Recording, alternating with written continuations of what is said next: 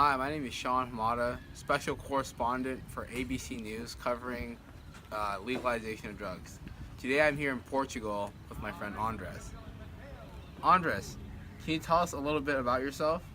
I could tell you a little about myself. So I've been living in Portugal for about 40 years now, and my country they enacted the decriminalization of all drugs back in 2001. So it's been 16 years since those dark ages, like when we weren't allowed to use drugs, in our homes, and we're allowed to carry small doses in our pockets without getting cited.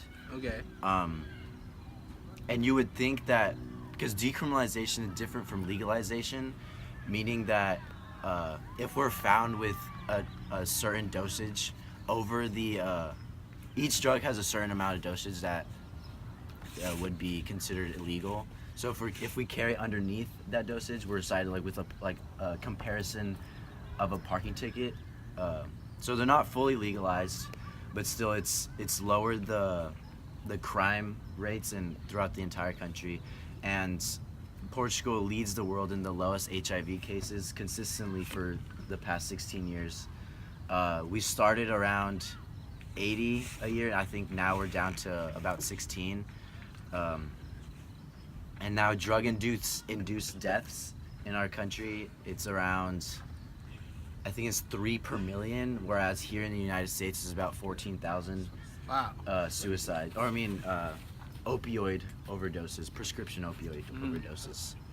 Wow, it's amazing. Thank you for your time, sir. Of course, glad to be of assistance. That was Andres from Portugal talking about his experience with drugs.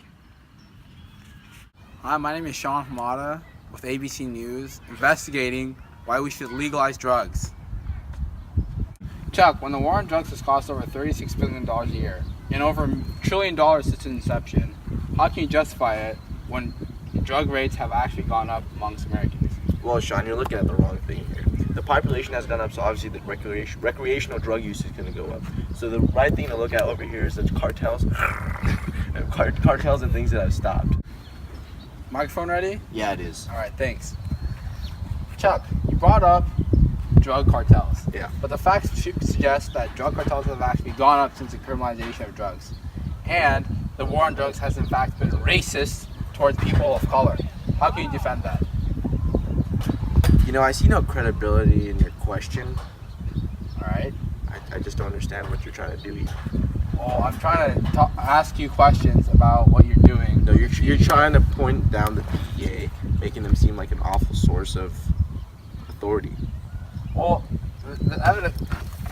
Oh no. I'm here at the local community college, El Camino, to talk with Professor of History Dustin Black. Hey, Dustin, how you doing? Hey Sean, I was just getting my room tidied up and cleaned up before you came. Awesome. Can you tell us a little bit about yourself? Yeah. Where do I begin? Okay, well, I went to community college for a few years. I didn't really know what I wanted to do. Became a history professor. Yeah, so that's what I do. I teach a lot of different classes of history, American studies, a lot of different classes here. Yeah, I love what I do. I do it well. I like thinking that my students, that I try teaching them in depth. Yeah. Awesome. Can you tell us a little? Oh, what was that? That was just one of my students. Watch it hot. Oh man, crazy. Mr. Black, tell us a little bit about the Prohibition era of the early 20th century in the United States.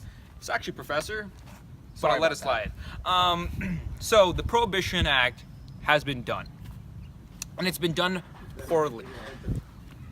It led to more people creating bootleg alcohol, and this led to thousands of deaths.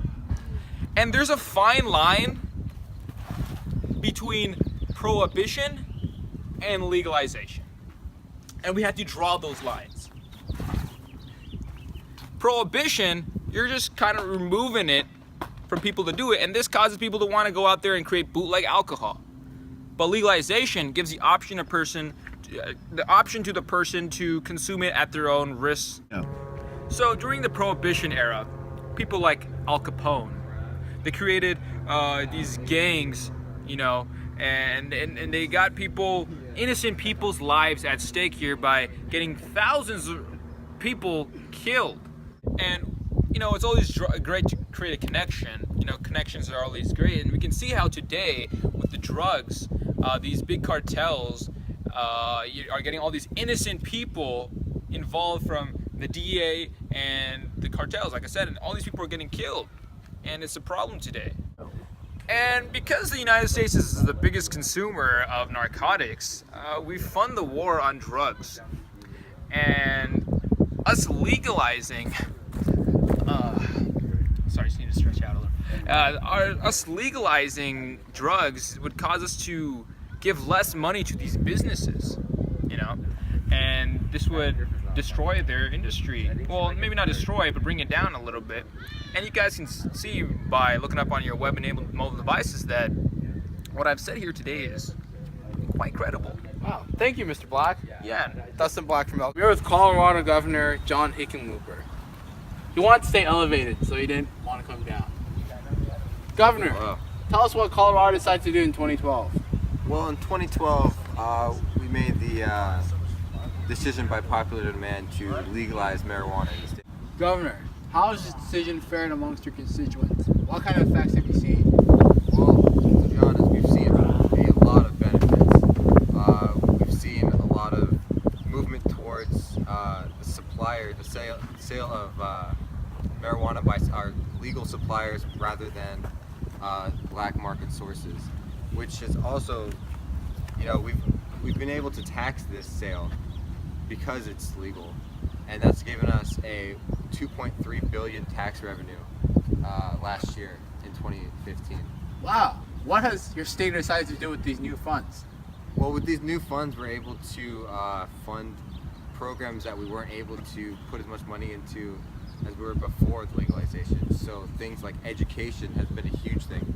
About 20% of our tax revenue goes towards the funding of education. Wow. Thank you, Governor. No problem. So our thesis is all drugs need to be legalized for recreational use in the United States because of these 3 reasons.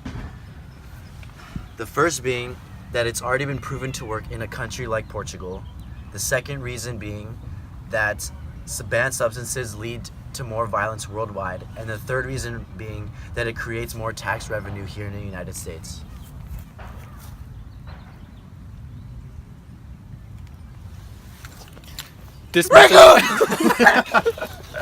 So our slogan is lethalization or legalization.